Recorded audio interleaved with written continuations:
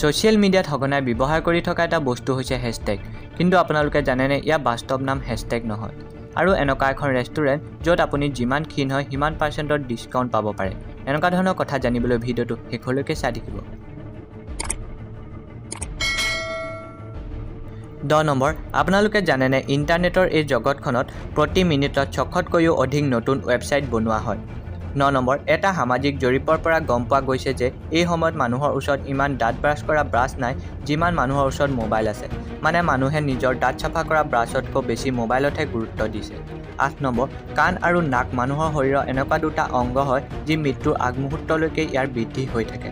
7 number সামাজিক মাধ্যমত সঘনাই ব্যৱহাৰ কৰি থকা এটা বস্তু হৈছে হেশটেগ কিন্তু আপোনালোকে জানেনে ইয়াৰ বাস্তৱ নাম হেশটেগ নহয় ইয়াৰ বাস্তৱ নাম হৈছে অক্টথ্ৰপ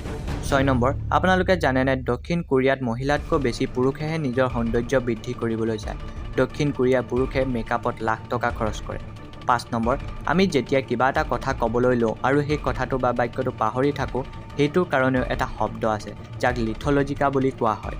4 নম্বৰ ম্যানমাৰত এনেকুৱা এখন ৰেষ্টুৰেণ্ট আছে য'ত আপুনি যিমান ক্ষীণ হয় সিমান পাৰ্চেণ্টৰ ডিছকাউণ্ট পাব পাৰে 3 নম্বৰ এৰেকনোফোবিয়া এটা এনেকুৱা ফোবিয়া হয় যিটো হ'লে মানুহে মকৰালৈ ভয় কৰে সাধাৰণতে কিছুমান মানুহে প্ৰায় মকৰালৈ ভয় কৰে কিন্তু এই ফোবিয়াটো হ'লে অলপ বেছিয়ে ভয় কৰে 2 নম্বৰ আপোনালোকে জানেনে আমি মুখ ধুওঁতে যেতিয়া মুখত এনেকুৱা ধৰণে পানী মাৰোঁ সেই সময়ত আমাৰ হৃদস্পন্দন কমি যায়